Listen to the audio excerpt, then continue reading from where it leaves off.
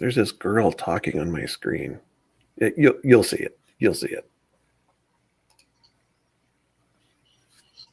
Hey, welcome to Tech Talk Tuesday for September 8th. It's crazy that you've allowed us to chat with you for this long, but you never talk back. It hurts. Neil talks back. I wish he wouldn't.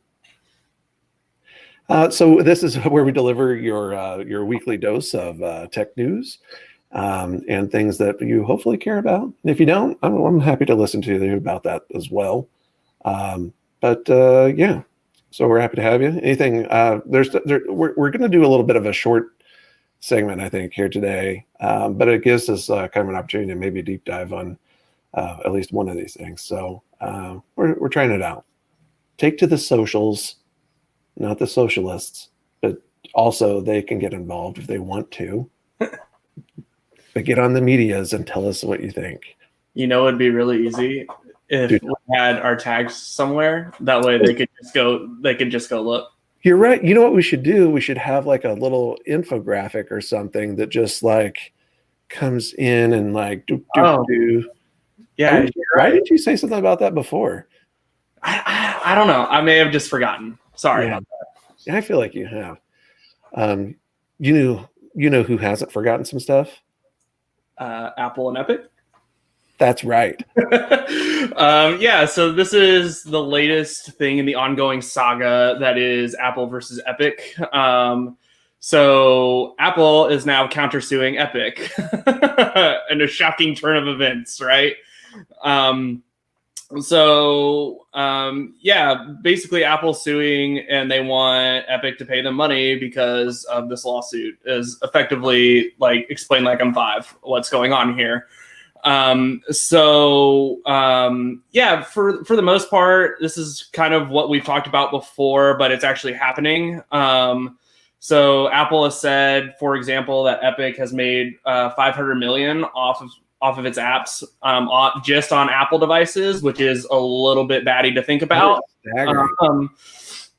But it's also Apple is also coming out and saying like, hey, we're helping in more than just those ways and such.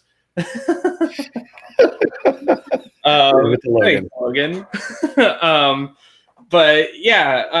Such as like free marketing and stuff like that. Apple did through its App Store put a billboard on Times Square with Fortnite being like the primary thing on there, which is Epic's primary game and revenue source. So it's not just Apple is claiming that they're not just a place where Epic is putting their game. They're actually helping them in other ways, which I think is a valid thing from Apple's perspective. Like we've said before, we both don't necessarily think that Epic has any legs to stand on here legally.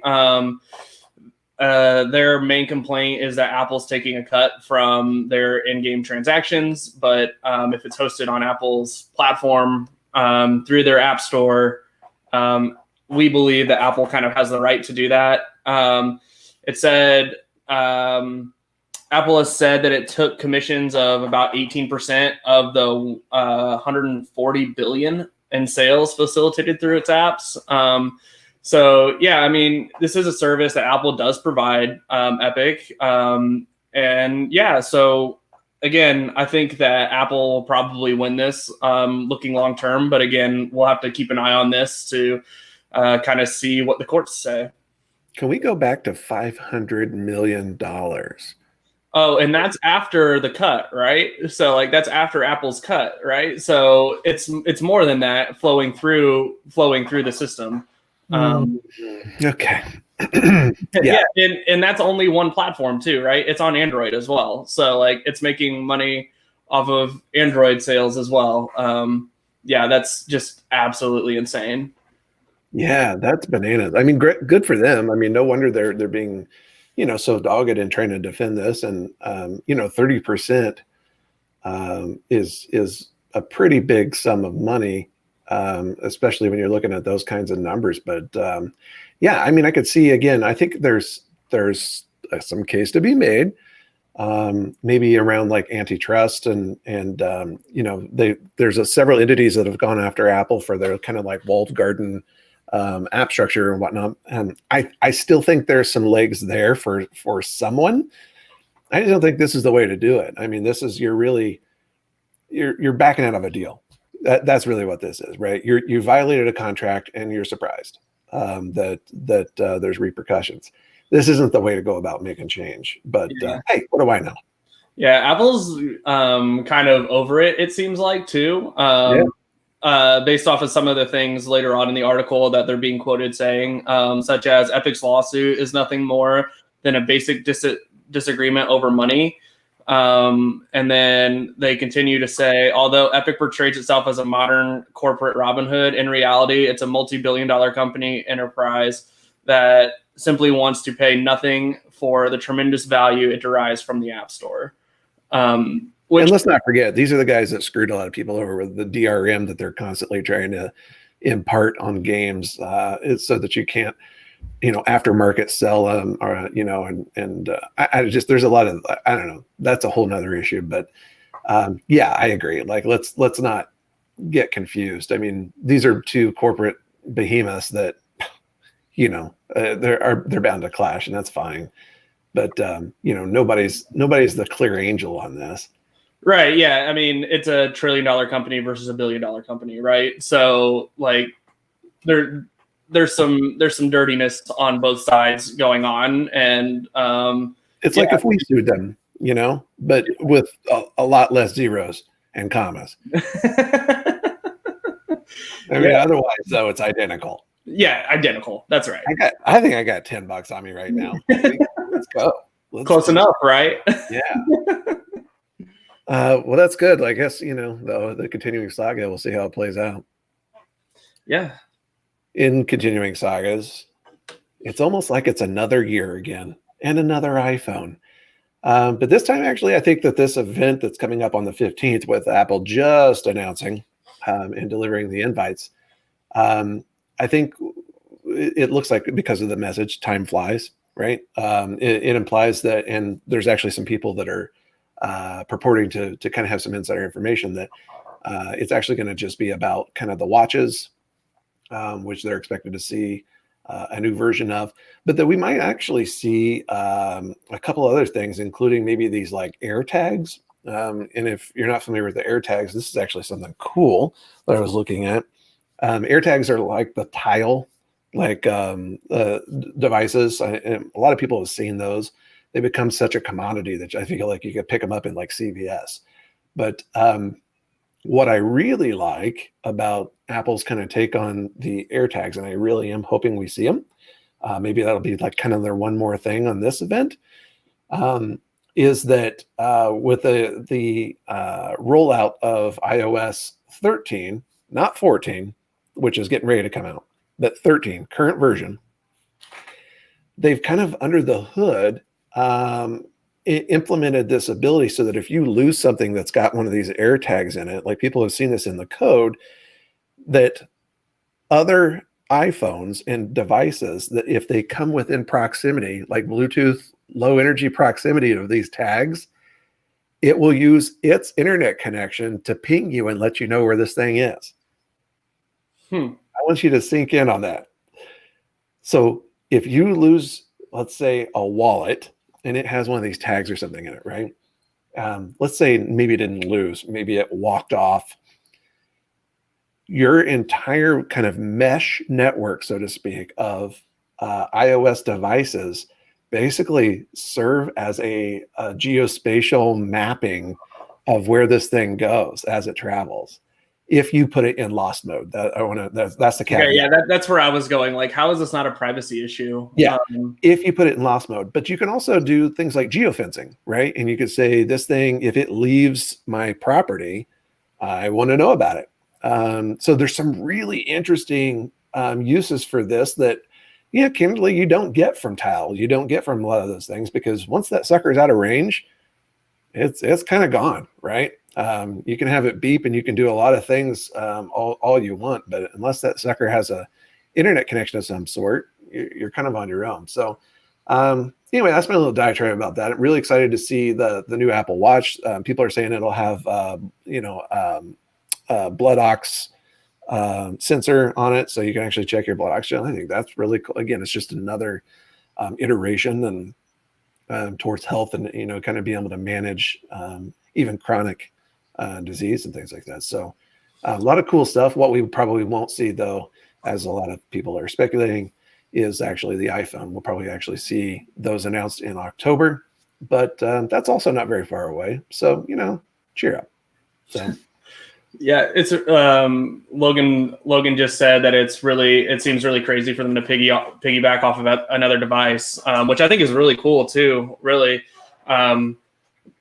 it's going to be interesting. I think from like the mesh perspective, like, do I have to opt in on like my phone or my device to actually be like part of that mesh, or is it just going to be like, oh no, like you're always on the mesh, which seems like probably can't do that.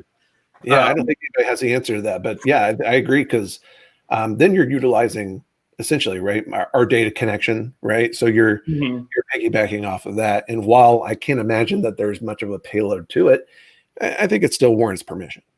Yeah, well, I mean, it's using your location data, right? Like, right.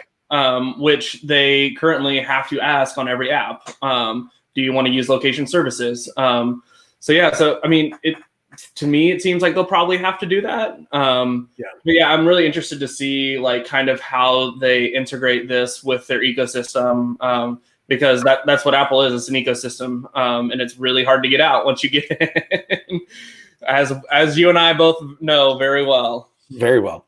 Yeah.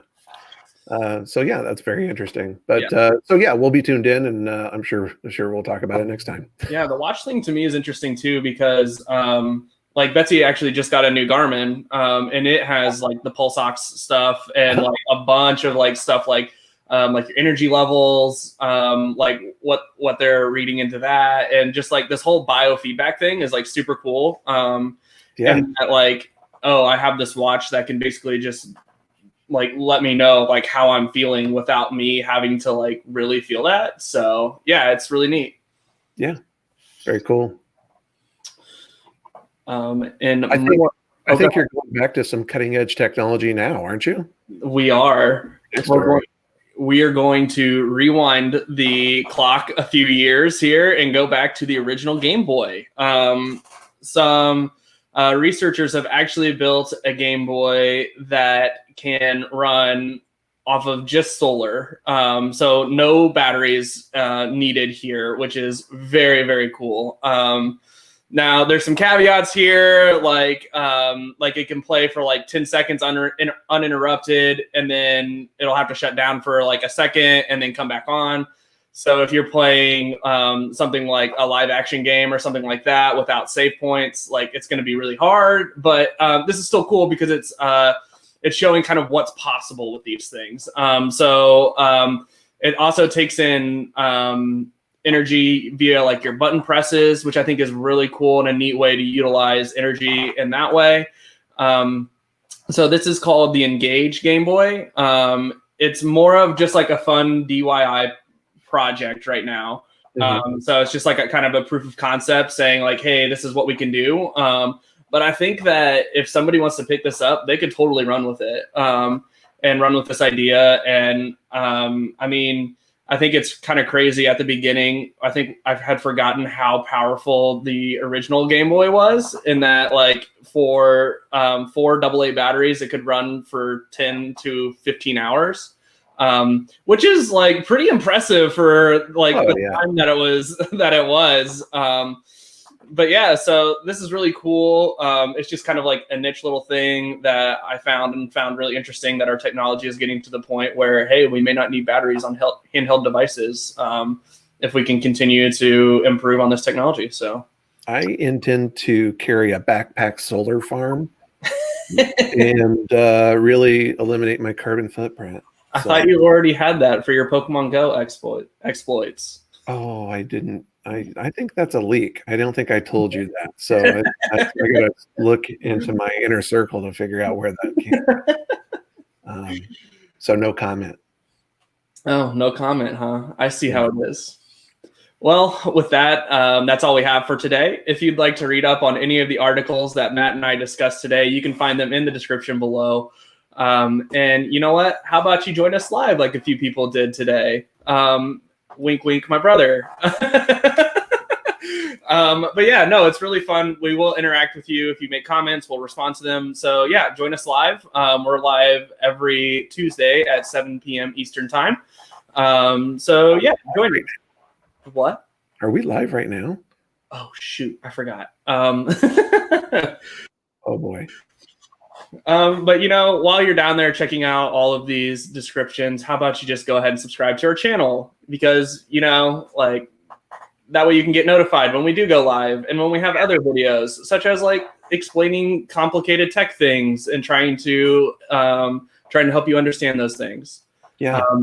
And we're trying to understand them as we do it. Yeah, that's right. Yeah. Turn a power button. Yeah. What is a power cycle? Yeah. Oh, not a terrible term. So yeah. So with that, thanks for joining us, and we'll see you next Tuesday.